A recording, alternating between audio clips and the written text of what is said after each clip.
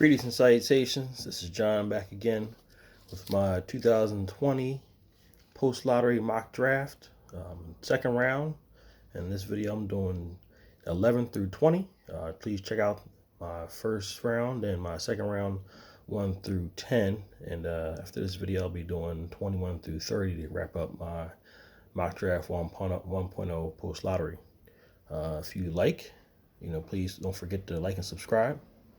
And if you want to share some feedback, please go ahead and feel free down in the comment section at my earliest convenience. I'll try to engage with you guys. But just to kick it off, picking in the second round, the Spurs pick at 11. In my first round, I had the Spurs selecting Patrick Williams out of Florida State. Wing player, kind of fills a need for the Spurs. And I think the Spurs need to develop their front court. They have Jacob Poeltl, so Marcus Aldridge is getting older. Rudy Gay is a tweener, small power forward.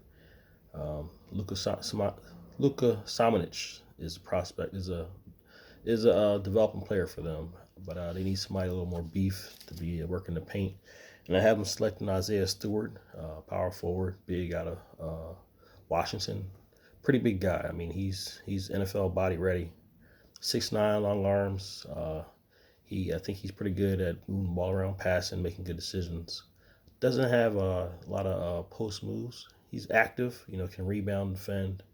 I think he can develop some post moves and can be a contributor in the paint. And so the rest of the Spurs players can operate around the 3-point line. So there, go with them. Spurs developing Isaiah Stewart. Next, I have the Pelicans are selecting 12th. They had a few picks. So first round, I had the Pelicans taking Aaron Nesmith from Vanderbilt, and in the second round they had a pick Cassius Stanley, pick another Duke player. So that's at the small forward and two guard position, and I think that the Pelicans are building on Zion, obviously. Stretch 4, stretch 5, tweener, big Killian Tilly out of Gonzaga. He's a older player, very adept as far as high basketball IQ, can pass, defend a little bit, doesn't have a whole lot of agility, has a pretty decent 3-point shot, hitting it at a 40% clip, decent stretch big. Can kind of compare to go with combine or play off of Zion. I think that's a good fit for them. Next, we have the Kings taking at 13. I have the Kings in the first round taking Devin Vassell. And they took, I have them taking Toro, a big. So the Kings, I think, shore up their backcourt with some backcourt depth. I have them taking Peyton Pritchard. He's a player that I like, plays with a lot of energy, point guard out of Oregon, 6'2" guy. He was the man out there. He pushes the ball. He's good at leading the team. He's a good floor general, provides a lot of energy, leadership. I think he's a smart player. Shoots a pretty good jump shot. Gives a lot of energy on defense. A really good, second round selection for a team that needs some to shore up their backcourt. I think Peyton Pritchard can develop into a decent backup in the NBA. Sort of size and athletically limited, but gives you a lot of energy. Then we have the Bulls coming up next. The Bulls, I have them in the first round taking Adija, the international player, small forward. I have the Bulls selecting Malachi Flynn out of San Diego State, point guard, 6'1", a dynamic offensive player. He's a heady floor general. I think he led his team to be undefeated before the coronavirus kind of like stopped the season, but a very solid backup point guard in NBA. I think he could develop to be about solid. He's a great NCAA point guard. I think he can develop. He's a little bit limited in size.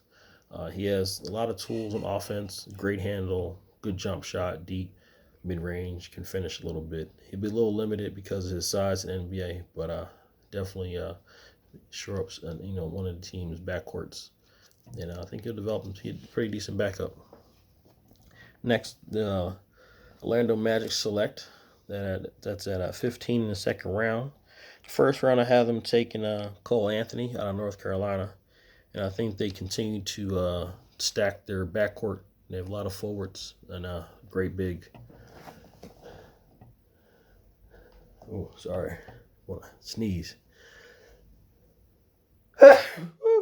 And they also have Mo Bamba out of Texas developing a big center, 7'2" guy. But I have them taking Elijah Hughes, guard forward out of Syracuse. Elijah Hughes, he was the best player on the team. Defense is focusing on him, so his numbers aren't as high.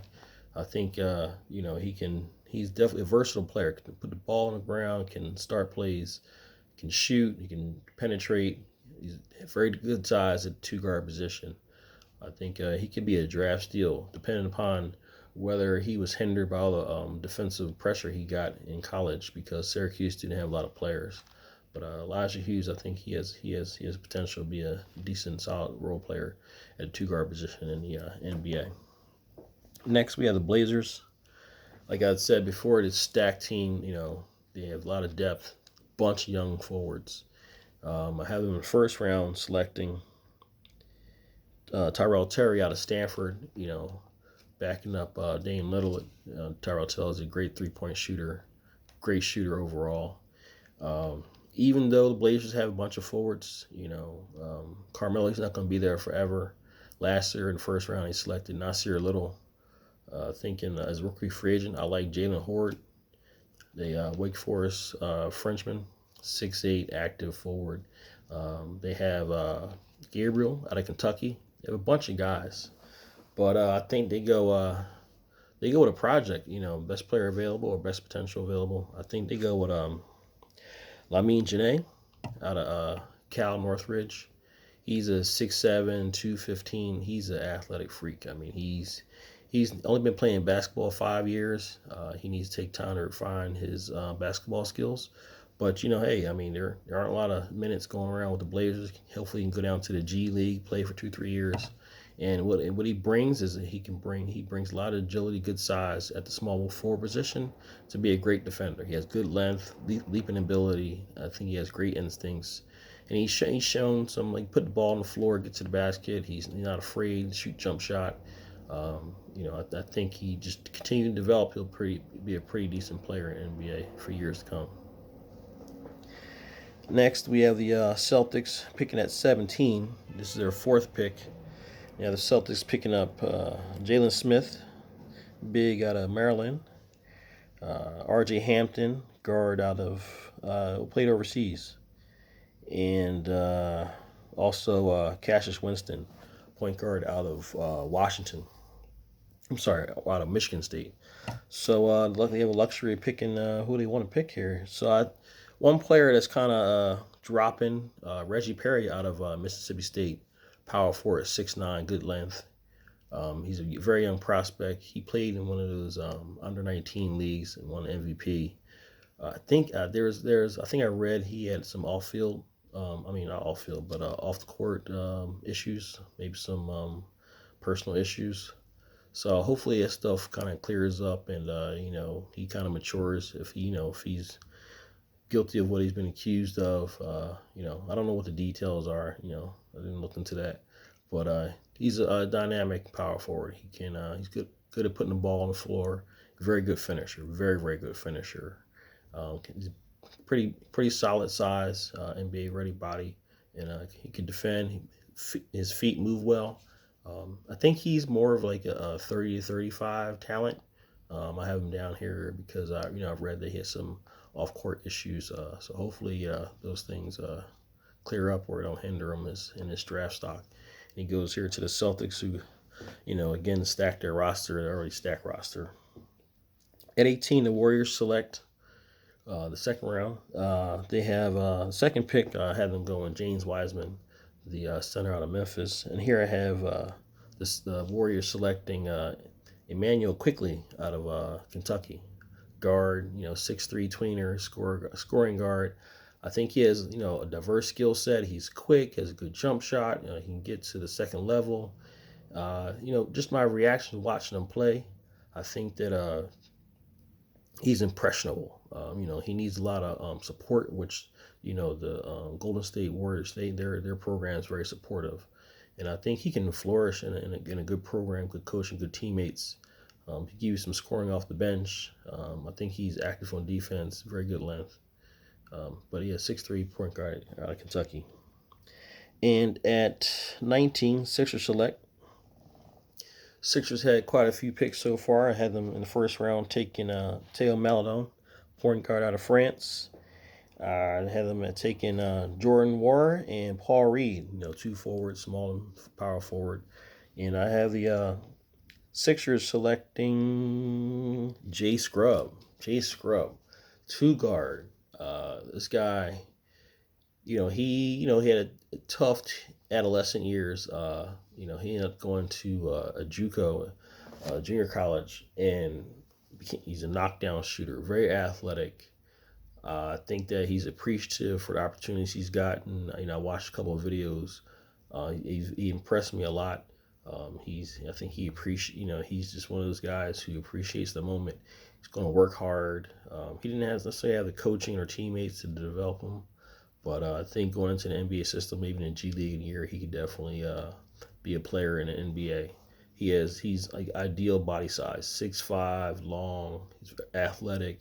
I mean, the jump shot looks smooth, knockdown. It wouldn't surprise me if he's shooting at a 42% clip in 3 or 4 years into the league. He has good verticality. He getting up there. I just hope that he gets to a supportive system to kind of make his game flourish and develop. But Jay Scrubb, junior college player, I don't think a lot of mockers have him. But he was one of those high. I think he was a high school recruit, but I didn't get a chance to go to one of those big schools. And at 20, last pick in this segment, here's a player that a lot of people haven't heard of. Malik Fitts. The Hawks are selecting 20 in the second round. Malik Fitts is a wing, big wing, 6'8", 230. Pretty much can do it all. One of my favorite players way back in the day was Jamal Mashburn out of Kentucky. Small forward, he can just do everything. Shoot, put the ball on the ground. Wasn't the greatest defender, but Malik Fitts, he reminds me of him a lot. Malik's maybe like an inch taller, but stand probably lose 5 pounds, get in a little better shape, play the small forward position. A little raw, but he put the ball on the floor, shoot. He can do a lot of things. Defend. He has good length. Very, very good prospect here. I think that a couple years in the G League, he could turn out to be a pretty decent rotational player and maybe even a solid starter in the NBA.